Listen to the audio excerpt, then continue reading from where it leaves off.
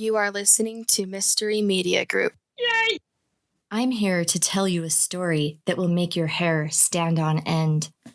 Grab your favorite blanket and cuddle up because you're listening to Jill's Chills.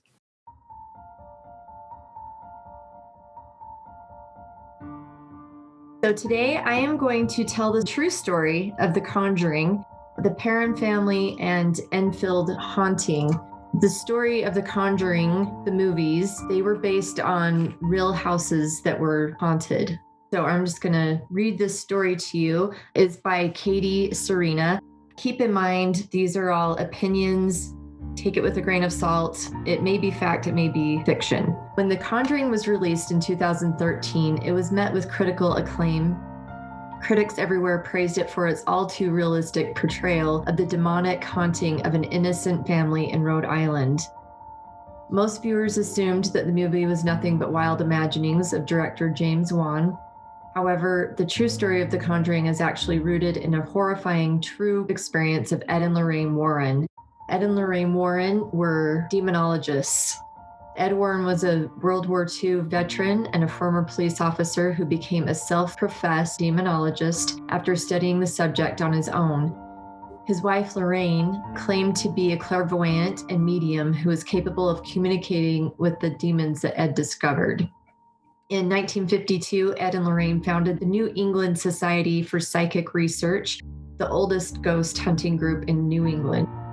They quickly gained notoriety as respected paranormal investigators after their initial investigation of the Amityville hauntings.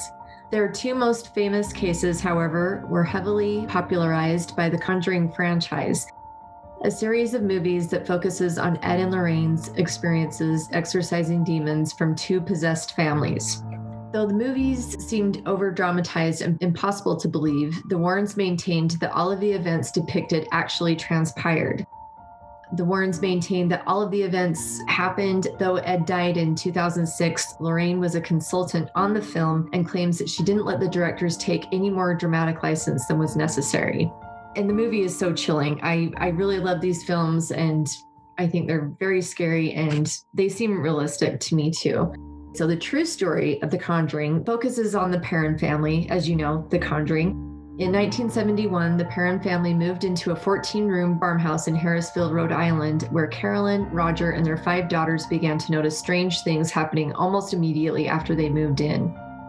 And I've been reading the book by Andrea Perron, who was the oldest daughter, and she said that some bad things were happening in their old house. The neighbors across the way, there were some boys, and they were doing some really awful things. They had tied up a little girl on the playground, and they had tried to sexually assault her. One time when the Perrons were out of town, they came home and found their cats. They had been tortured and murdered, and their house was totally ransacked, and their freezer was destroyed beyond repair, all of these things. And it was these boys that lived next door.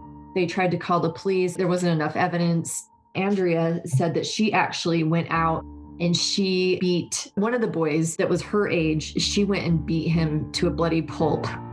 His mother had the audacity to file a police report. So there was just all this trouble going on with them. And so the mom really just wanted to get them out into the country, get away from this family that lived next door that was going to cause them all these problems. Also, she was starting rumors that the mom, Carolyn, was a witch in her own neighborhood. Like, she tried to take a cake over to the neighbors that just lost their husband, and they thought she was a witch and she had caused him to die. So all these things are happening. So they want to get out into the country and have this really nice life for their girls. They get out there, they find this really great deal on the farmhouse. The guy who's selling it wants them to have it.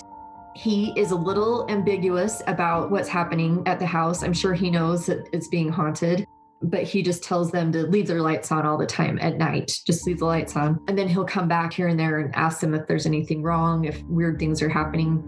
So it started small. Carolyn would notice that the broom went missing or seemed to move from place to place on its own. She would hear the sound of something scraping against the kettle in the kitchen when no one was in there. She'd find small piles of dirt in the center of a newly cleaned kitchen floor. The girls began to notice spirits around the house, though for the most part they were harmless. There were a few, however, that were angry.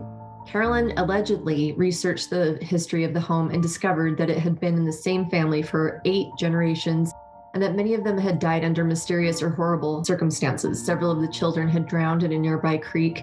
One was murdered, and a few of them hanged themselves in the attic. The spirit that was depicted in the film, Bathsheba, was the worst of them all.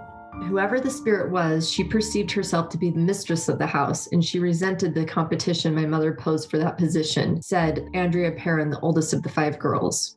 Turns out there really was a person named Bathsheba Sherman who lived on the Perrins' property in the mid-1800s. She was rumored to have been a Satanist, and there was evidence that she had been involved in the death of a neighbor's child, though no trial ever took place. She was buried in a nearby Baptist cemetery downtown Harrisville. Andrea put that in her book, and she said that the baby was found with a sewing needle stuck in the back of its head. She didn't get convicted for the murder, but everyone in town felt like she did it. So it was kind of like a Lizzie Borden thing. Like, they get off, but they're still kind of ostracized. Everybody still thinks they did it. So according to Andrea, the family experienced other spirits as well that smelled like rotting flesh and would cause beds to rise off the floor. She claims her father would enter the basement and feel a cold, stinking presence behind him.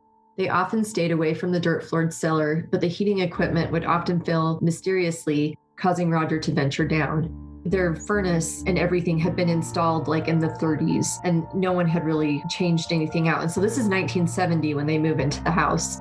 Over the 10 years that the family lived in the house, the Warrens made multiple trips to investigate. At one point, Lorraine conducted a seance to attempt to contact the spirits that were possessing the family. During the seance, Carolyn Perrin became possessed, speaking in tongues and rising from the ground in her chair. Andrea claims to have secretly witnessed the seance. I thought I was going to pass out, Andrea said. My mother began to speak in a language not of this world, in a voice not her own. Her chair levitated and she was thrown across the room. Though the movie version of the events culminates with Ed performing an exorcism rather than a seance, Lorraine insists that she and her husband would never attempt one, as they must be performed by Catholic priests. After the seance, Roger kicked the Warrens out, worried about his wife's mental stability. According to Andrea, the family continued to live in the house due to financial instability until they were able to move out in 1980, at which point the spirits were silenced and the hauntings ceased. And in her book, she says that they stayed there for 10 years because when they moved there, they had only been in their house, their original house, a few years, and they didn't have any money to really move. But because the mom felt so strongly about getting the family out of the situation they were in, they figured out a way to buy this farmhouse. Even though they were being haunted, they really couldn't do anything. They just had to stay there. There was nowhere for them to go. So that is the story of the Perrin House hauntings. If you have more stories that are creepy, you can reach me at Jill's Chills Podcast on Instagram. This is a production of Mystery Media Group. Yay!